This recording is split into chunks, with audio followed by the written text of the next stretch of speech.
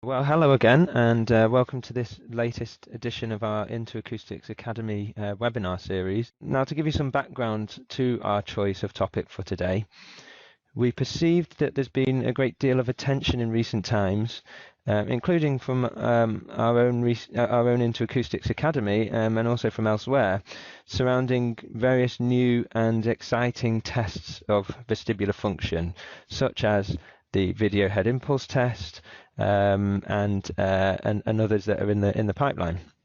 Now, in this context, it's important not to forget the established but still exciting test. It seems that due to the caloric test's ability to lateralize the deficit in cases of vestibular dysfunction that are affecting one ear or the other, then it might still be considered the gold standard for this purpose. And this is one of the most basic and important diagnostic questions that a clinician may wish to answer. So the caloric test still holds a highly important position within our test battery, and we didn't feel that it has received in recent times sufficient attention.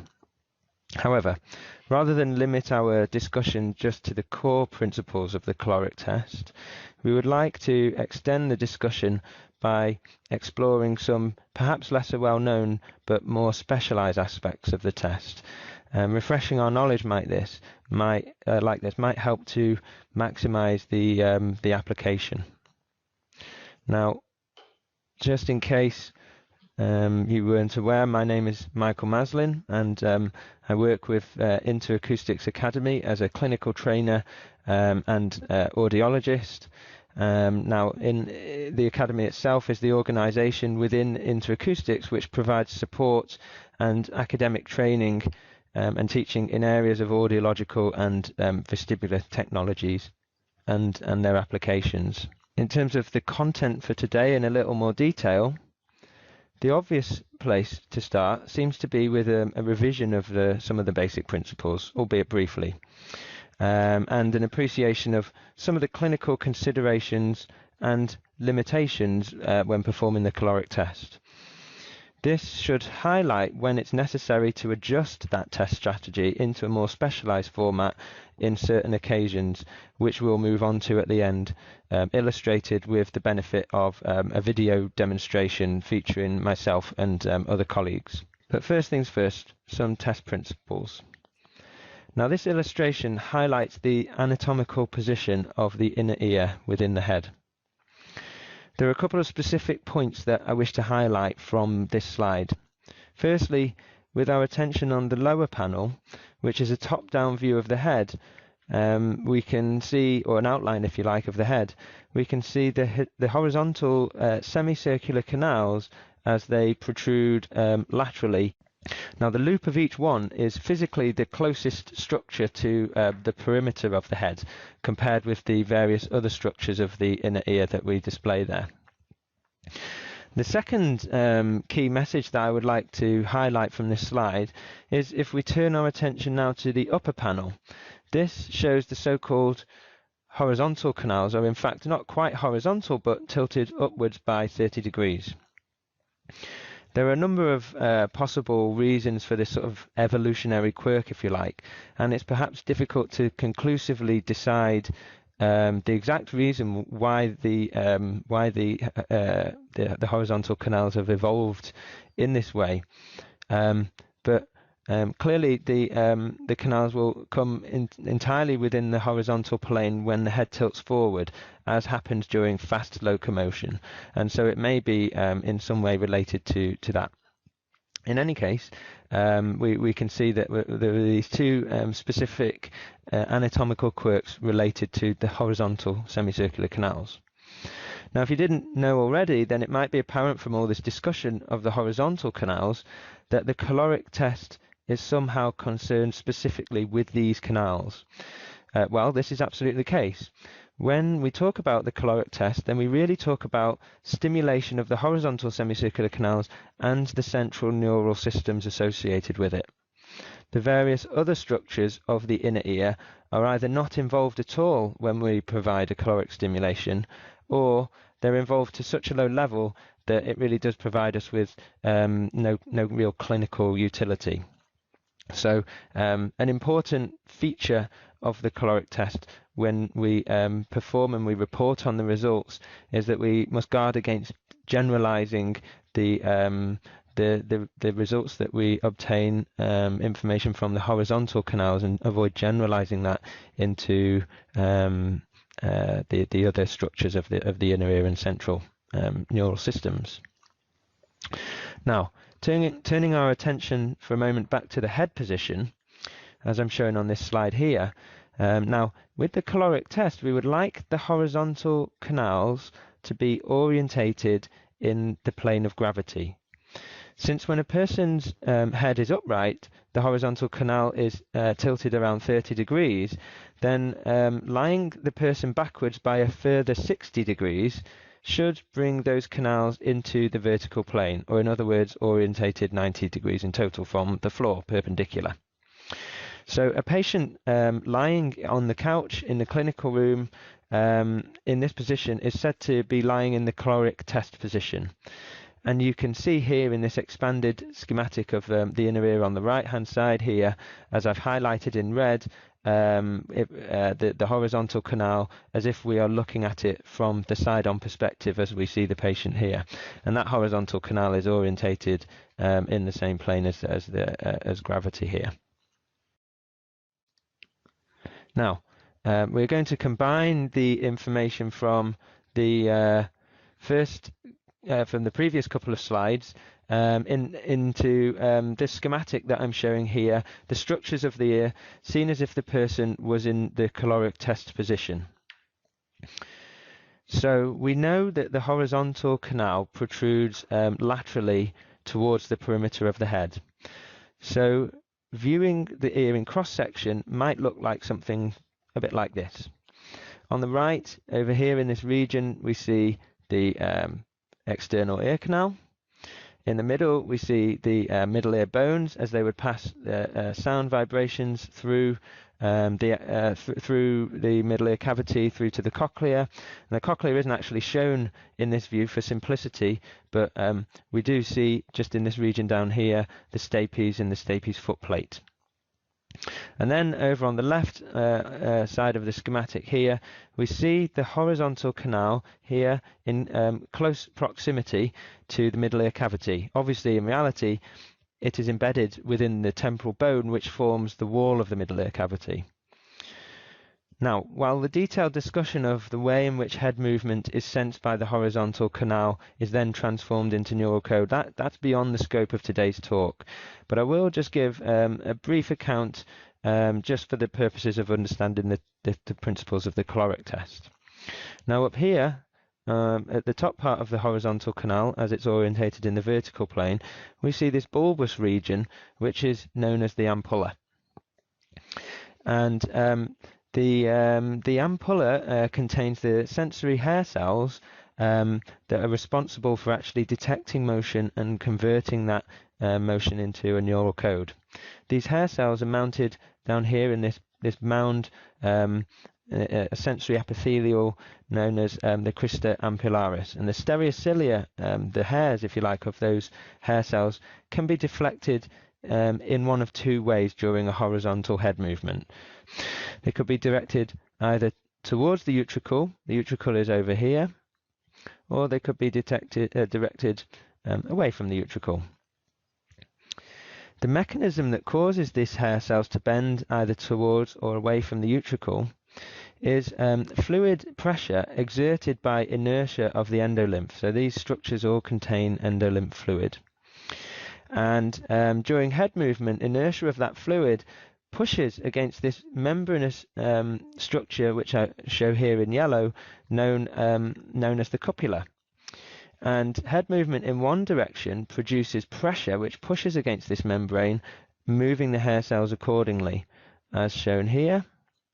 Pushes against the membrane, bends the hair cells, in this case towards the utricle, and obviously head rotation. So we have an arrow here indicating the direction of head rotation and fluid movement. Head rotation in the opposite direction would draw the cupula over here away from the utricle. So that's the physical stimulus. And normally, of course, a head rotation will cause both left and right ears to move, and it will cause a copular deflection in both ears. So that's the physical stimulus. Now let us consider the caloric stimulus, because remember, all this time our patient during the caloric test is not actually moving their head. It's a static test with the head still on the couch. Now, if there is a temperature change, this is the caloric stimulus, a process of either warming up or cooling down the outer ear canal. In this first example here, we have a heating effect. The traditional means to do this is by way of inserting either water or air into the outer ear canal, as shown by this arrow here. What happens is that the heat warms the surrounding tissue as well as the structures of the middle ear, and the heat is conducted through so as to also warm the lateral part of the horizontal semicircular canal over here. Now, as Barony first speculated, the fluid in this region of the canal would become less dense than the fluid on the other side over here, which is distant from the heat source. Now, since the canal in the caloric test position is orientated vertically and in the plane of gravity, this would lead to a convection current such that the fluid here would sink, the fluid over here in this region would rise, and this would cause a pressure pushing against the cupula, deflecting it accordingly. So this is a similar deflection of the cupula as to when we actually move the head, except, as I mentioned, all this time the patient's head is static, and crucially, in the traditional caloric test we only stimulate one ear at a time, which means that this is where the unique ability to lateralize a response in the caloric test comes from. In many of the other tests that we talk about, particularly rotary chair test, the video head impulse test, these are dynamic tests where the head is moved, meaning that both ears receive the stimulation. The caloric test, in terms of stimulating one ear only, stands unique in this respect. There are other ear-specific tests of the vestibular system, such as the VEMP, but the VEMP doesn't stimulate the horizontal canal, and this stimulates the utricle and the saccule. So this is what happens with this slide showing the heat source and a copular deflection towards the utricle. And if we move on, if we cool down the ear, then accordingly the surrounding tissue will also cool, causing this region of the canal, the fluid in this region, to become more dense relative to this region over here. The fluid over here will sink, and this will draw the cupula away from the utricle and reduce the response accordingly. Now, I have to keep talking about the caloric stimulus, but what about the actual response itself? What is it that we actually do and see and measure as the outcome of this particular test? Now, what I've got here is a highly simplified schematic of the vestibulo-ocular reflex. Again, it's beyond the scope of today's talk to really go into this in great detail. But as many of you may already be aware, the purpose of sensing head motion and orientation with respect to gravity is really to do two things. It's to help us maintain posture, particularly during motion and also statically, and it's to help stabilize the image falling on the eyes. Now, what we have here is a schematic of the vestibulo-ocular reflex, the means by which input from the ears helps in that third process, stabilizing the image on the eyes. And we can see, like any reflex, it's composed of a 3-neuron arc at its heart. So down here we have just a schematic of the horizontal canal and the utricle, and of course there's two, one on each side. And then we have a 3-neuron arc consisting of the primary afferent neuron here, which comprises part of the 8th cranial nerve, interneurons here, which are located within the brainstem, and then motor neurons over here, which actually control the muscles of the eye.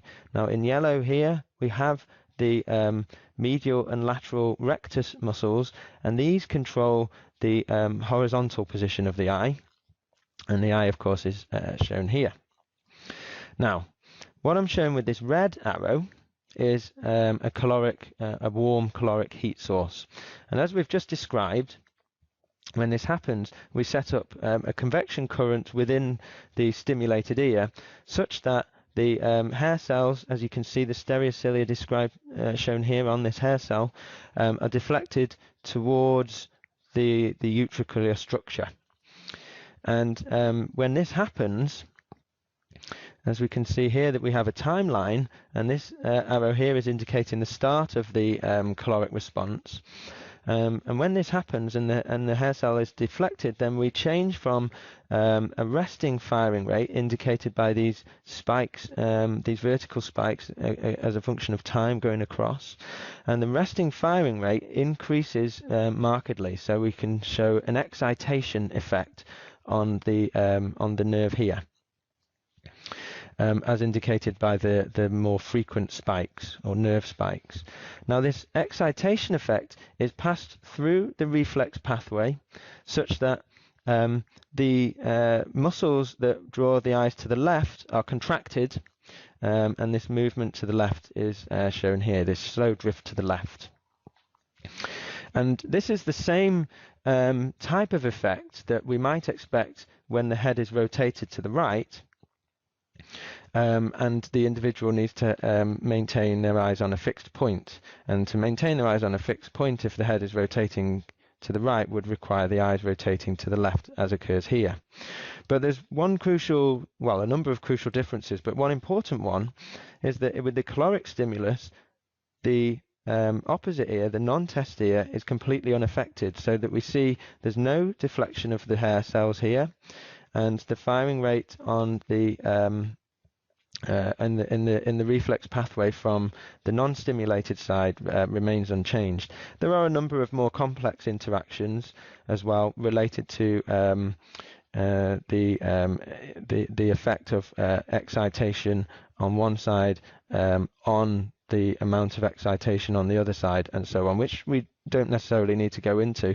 Suffice it to say that there's no corresponding effect from the non-test ear in the caloric as there would be in a normal head movement. So for this reason, we describe the eye rotation that we observe following a caloric as a non-physiological VOR response, because it doesn't reflect quite what happens in real life. Now, let's observe, or how do we actually measure when the eyes drift in this way? Well, I'm just showing on here this animated schematic of a face, and it has a set of video nystagmography goggles on. These are infrared goggles which are able to track and follow the eyes while simultaneously keeping the patient in darkness, something that's very important for caloric testing, as we want to actually eliminate anything for the individual to fixate on, a point that I'll return to in an ensuing slide. Now, when we have the goggles in place, we receive this image of the eyes, and following a caloric stimulus, we expect the eyes to drift. I mentioned previously a stimulation of the right here, and it was a warm stimulus. So we'd expect the eyes to drift to the left, and I'll just show this brief video which will illustrate exactly what that looks like. So we can see, obviously we're facing the individual, but the eyes are drifting to the left. And when they get so far in the orbit, they will pop back to towards the middle. And this fast beating response, a right beat, isn't specifically driven by the caloric stimulus. This is a central neural mechanism known as a corrective saccade. And it's entirely reflexive. But what we're really interested in is the slow drift. This is what reflects the size of the response to the caloric stimulus. And on this next slide here, we can describe that eye movement that we just showed using a graph. Now, on this graph, we have on the x-axis we have time, and on the y-axis we have the direction to the right or to the left, and the angle in degrees of the eye movement. And what we can see if we plot the eye movement as a function of time is we can see when we showed previously, it was the example in the schematic was stimulating the right ear with a warm stimulus. So we can see this slow drift of the eyes to the left, and then a fast corrective saccade to the right. A slow drift to the left and a fast corrective saccade to the right. And as I say, for the purpose of the caloric response, it's really the slow drift, which is known as the slow phase of the eye movement, that we're particularly interested in. And we discard much information about these fast phases, except to say that we use the direction of the fast phases as the way to describe the nystagmus. Okay. Now what I'm going to describe is, or illustrate, is the process. We're just going to pick this video up after a caloric stimulation of the left ear, and again it's a warm. Now typically you would irrigate the ear at a specific set of temperatures, and if it was a water caloric, it would be 44 degrees, that's 7 degrees above body temperature for the warm stimulus, and 30 degrees, 7 degrees below body temperature for the cool stimulus. And you'd usually irrigate, it will vary the protocol from one area, one region to the next, but you would typically irrigate for around 30 seconds. And you would expect, due to the delay in the heat transfer through the tissues, the caloric response to occur sometime maybe 20 seconds later, for it to begin to occur, and then it will reach a peak, and then as the heat dissipates, you would expect it to tail off again. So we're picking up this process sometime down the line when the caloric response has already started. What we can see here is the eyes are drifting. So they're beating to the left and drifting to the right, and this effect will reach a crescendo and then tail off towards the end as the heat dissipates.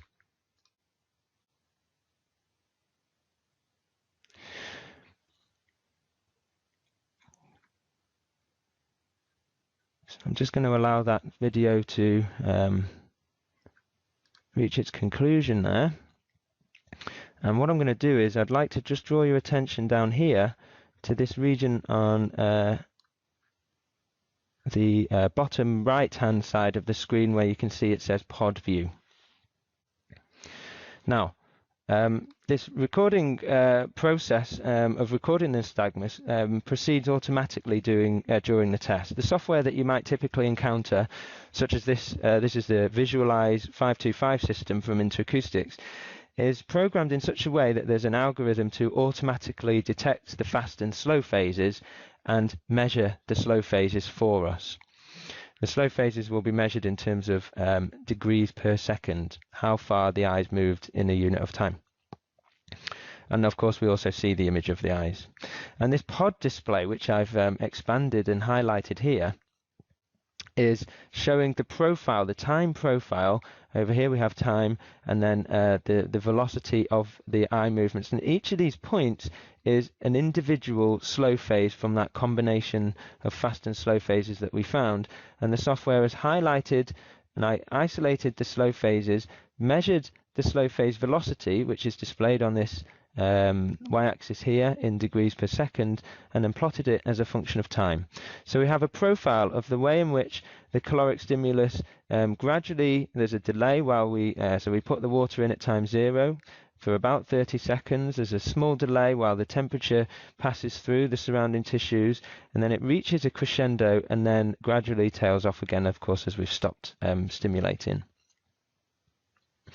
And the tissues return to normal body temperature. Now, although there are different metrics we could use, such as the total caloric response time, the most common is the peak slow phase velocity, the point at which the caloric stimulus gave the maximum response. And we have here, you might be able to make out that box showing the software having automatically detected the peak, the highest value comprising the average of several slow phases at or around the peak area. Now what I have shown on this slide, so that was one caloric irrigation. and then one pod, and that was left warm. Now, if we were to go on and measure all 4 possible irrigations, so that's warm and cold stimulation to both ears, then we would end up with 4 pods accordingly. And that's exactly what we're showing on here.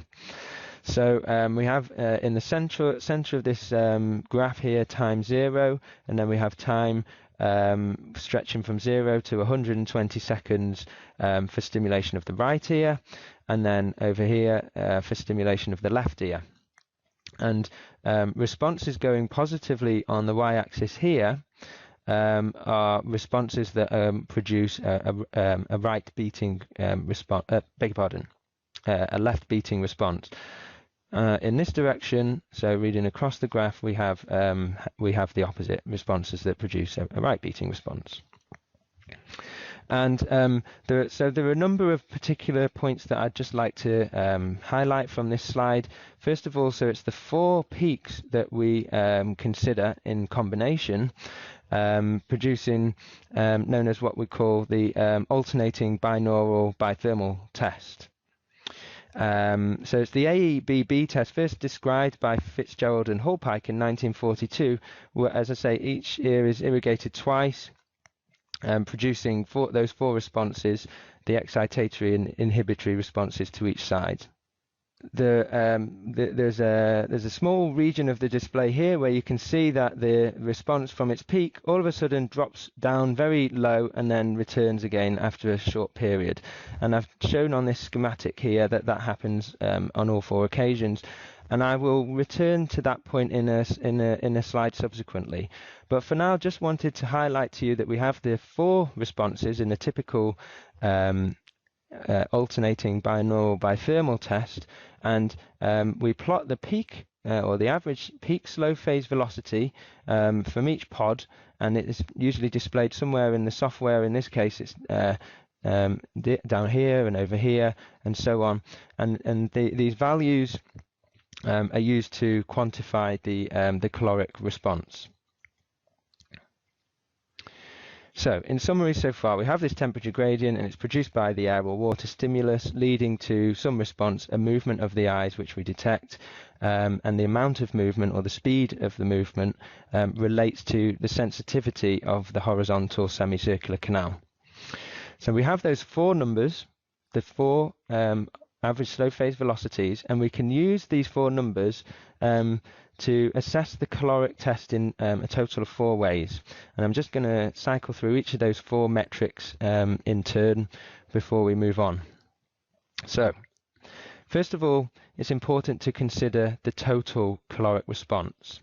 Now, in this schematic that I've just shown once again down here, we can see that the total responses, if we consider the actual slow phase velocity, are sort of well within the normal range that I'm displaying here. They all fall well within this, somewhere between 5 and 57 degrees per second. In fact, they're all hovering around sort of 30, the mid 30 degrees per second mark. Now, again, it might vary from place to place, but certainly in the UK, where we go by the British Society of Audiology protocol, then what would be considered a particularly low response is if the total slow phase velocities all fell below 8 degrees per second. It also is possible, of course, and that would be known as a hypofunctional caloric response. It's also possible for the responses to fall above that value, and that would be a hyperfunctional response. Now, it's important to remember that even though we described the caloric stimulus as being calibrated as 7 degrees above and below body temperature, the actual stimulus that reaches the horizontal canal is not described as calibrated, because we don't have any control over the efficiency by which it transmits through. And people with different density and size, shape of head and tissue densities and so on may receive a more or less effective caloric stimulus. So this leads to a particularly wide normative range for the total response, but measuring this metric does give us some insight into whether the subsequent measures of comparing right or left ear or right beating with left beating nystagmus is valid. If it's a particularly low response, then it's not a valid thing to do. So we use this response to ensure the validity of our subsequent ones. The first of which I'll describe now, which is the unilateral weakness. So this is comparing the responses from the right side or the right ear to the responses of the left ear.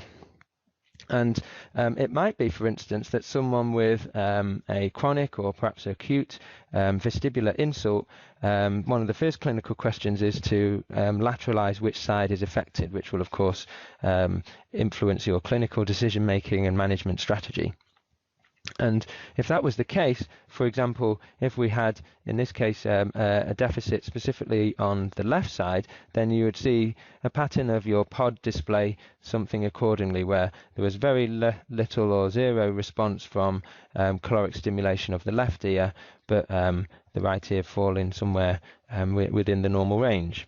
And the typical equation I'm just displaying up here is to normalize the responses between the right and left side and compare to produce an asymmetry. And so this is a percentage value known as unilateral weakness. And the normal values, again, may vary from one region to another, but we generally consider in the UK that if there's a difference in the total responses from right ear and left ear of greater than 20%, then that would be a clinically significant unilateral weakness. And we describe the response in terms of which side is the weaker side. Moving on, we have this third metric, directional preponderance.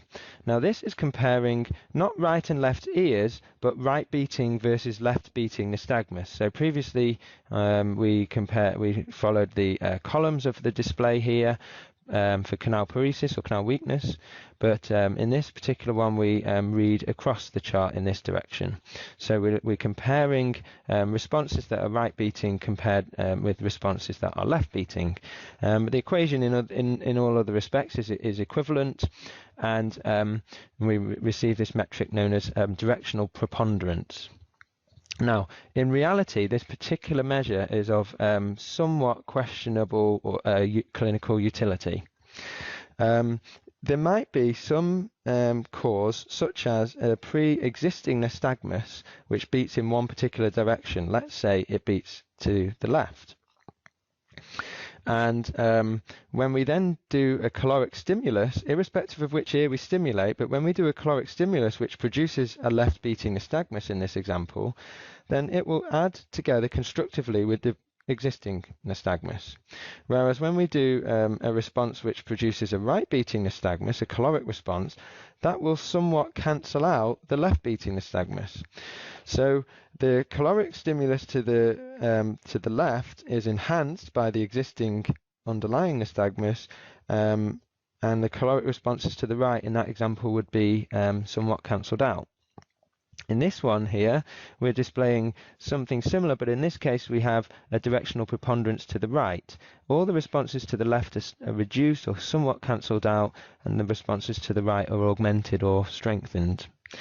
Now, if the reason for that underlying nystagmus, the one that's not due to the caloric stimulus, if that was underlying due to a vestibular dysfunction,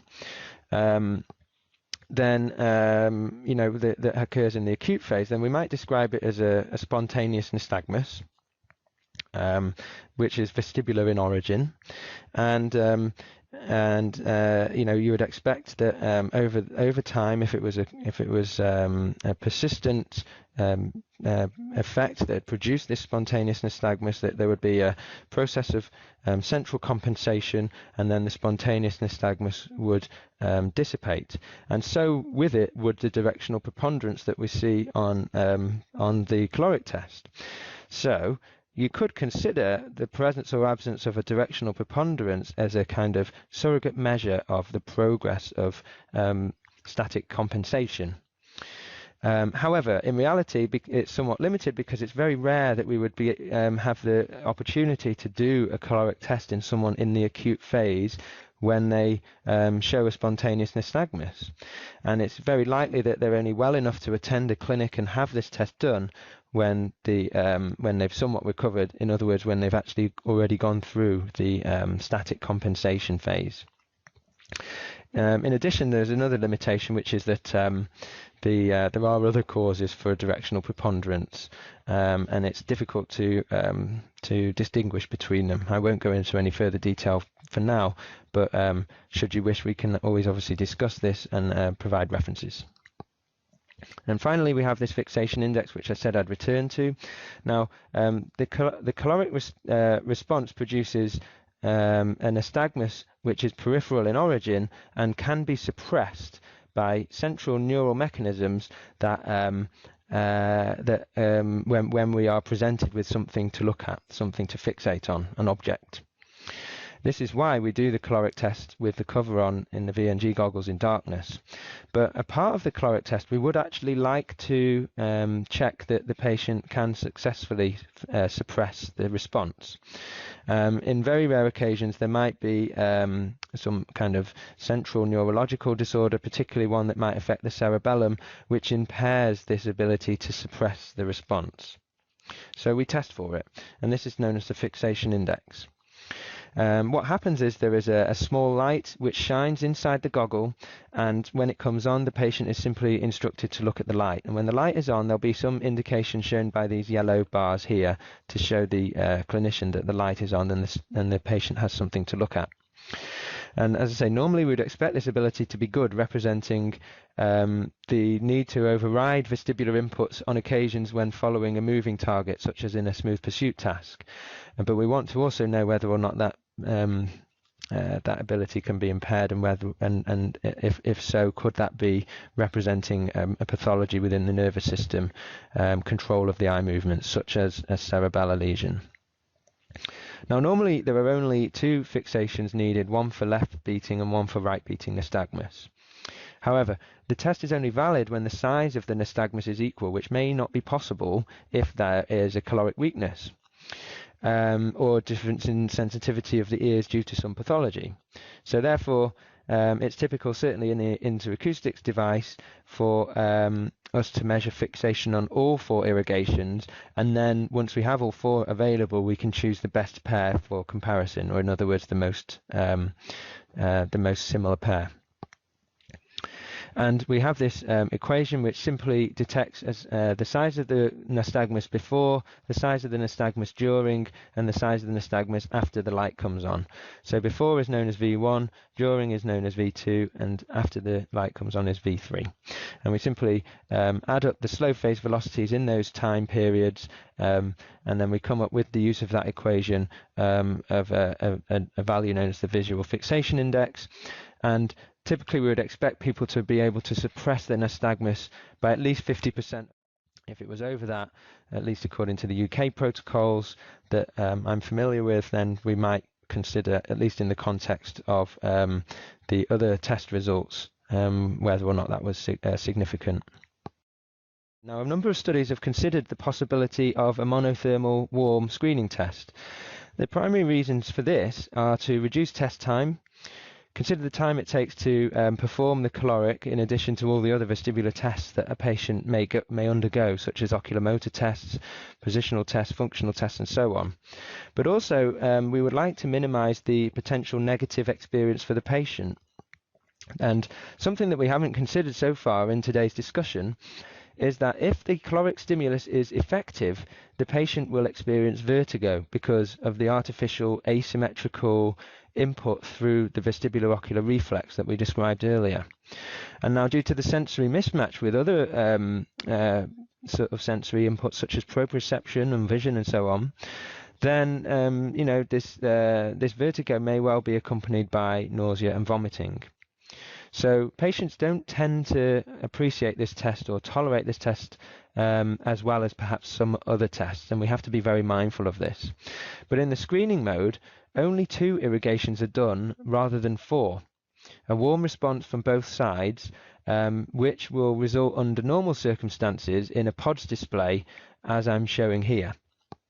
And we can use that PODS display of the two responses in some attempt to reduce the test time. Obviously, it halves it. It should, in theory, halve it, and only do the full 4 pods in certain circumstances.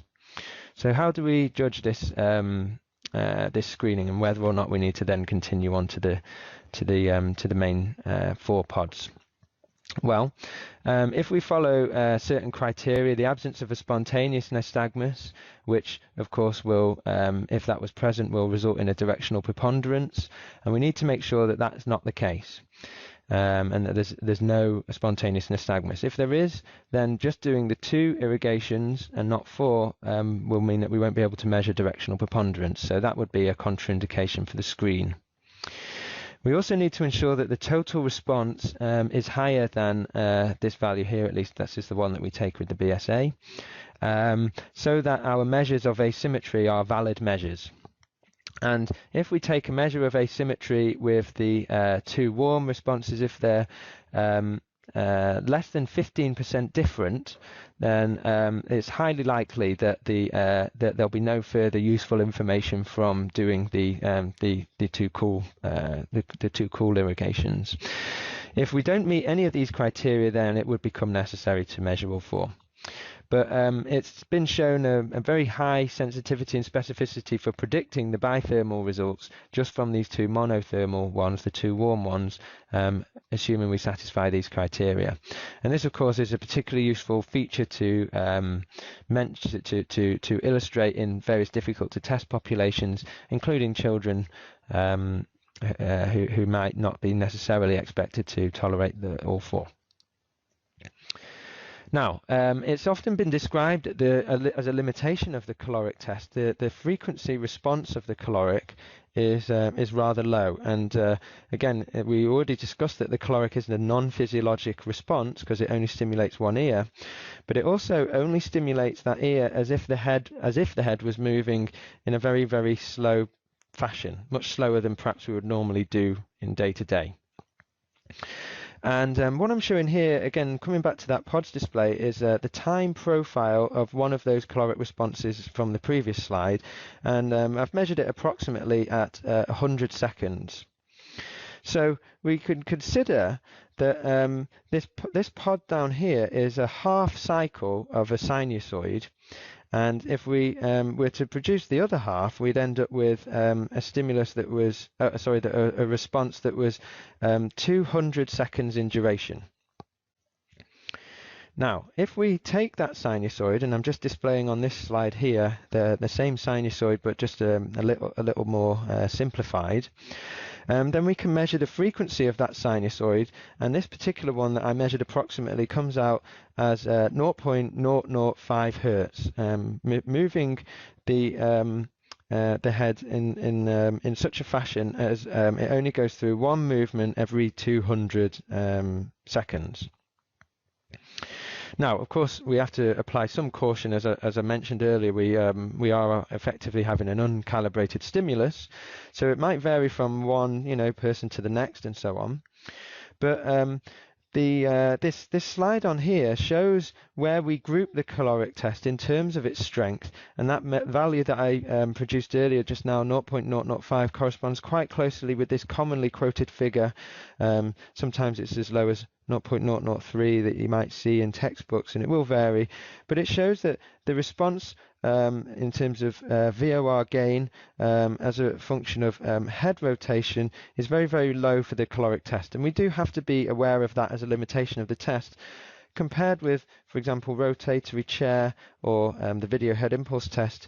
Now, these are not ear-specific tests because it's a dynamic test where both ears are moved simultaneously, but they do work at a much higher physiological or nearer to the normal physiological range. But it might be that there are some circumstances where we need to enhance the strength of the caloric test to at least partially mitigate this perceived weakness. And this is where ice calorics come in. So I'll finish the remaining few minutes of the talk just on mentioning ice calorics. So this is a very specialized subtest in the caloric arena, if you like, which can be used in specific circumstances whereby the caloric stimulus needs to be strengthened. Now, if we recall standard temperatures, at least for water, now these were usually 7 degrees above or below body temperature, producing that convection current of some magnitude. If we made the temperature gradients more extreme, the convection current and the deflection of the cupula would be greater as well. So we could increase the caloric stimulus. Now obviously we can't realistically go so high in temperature before it becomes uncomfortably hot for the patient, but in the other direction, in the cool direction, we can go substantially lower in temperature and still remain within the range of tolerance for the patient. So before we show a bit more about this and how it's maybe done, it's perhaps worth considering who would be a candidate for this test. The principal candidates are those with no measurable caloric response from the standard stimuli. In other words, those with a bilateral caloric weakness. And the conclusion here from the standard stimuli is that there's no responsiveness from the horizontal canal and possibly other parts of the inner ear, although we haven't measured that. But what if there really is some measurable function that could be capitalized on in a balanced rehabilitation program, but it is just that our caloric stimulus is relatively weak and obviously non-physiological, and so we were unable to show it. This is where the ice water calorics come in, possibly in conjunction with the rotary chair and the VHIT that we mentioned. And because if residual function could be demonstrated, then this helps to differentiate between perhaps a severe and a total lack of function, which might in turn affect your management strategy. So I'm just going to turn your attention to the video right now. And the usual procedure is to insert, as I'm doing here, a small amount of ice water into the ear. It's usually 2 mils, and then you would observe using your standard VNG equipment for the caloric response in the absence of fixation, and also mental alerting. Now we haven't got sound for this video, but the patient is encouraged to perform some kind of mental alerting task, and again in an effort to restrict their ability to suppress the nystagmus. And after 20 seconds or so of the stimulus being in the ear, the head is returned to the caloric test position, the water drains out, and then we simply absorb for nystagmus in the usual way. So if it's a cooler response in the left ear, we'd expect a right beating nystagmus, and we can see that nystagmus is being shown on the screen and the pod display accordingly. And now what I've done here is inverted the patient so that we've suddenly flipped the horizontal canal the other way, and now we suddenly end up with a left beating response because the horizontal canal is inverted. And we can see the pod display in the bottom right showing the corresponding left beating response.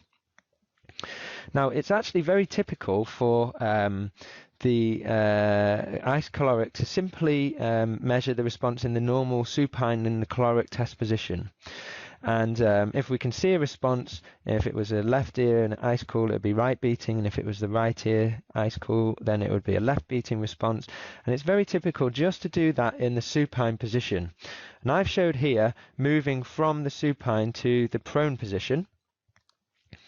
And the reason for this is because in some cases, such as where there is a spontaneous or a positional nystagmus, where the effect of positioning the body itself produces nystagmus, then we need to distinguish between that and the caloric response. And the way to do this is, of course, to invert the patient, as we've just shown. If this happens, then gravity has the opposite effect, and it pushes against the cupula instead of drawing the cupula downwards. So it pushes the cupula towards the utricle instead of away from, which causes the sudden flip in the direction of the nystagmus.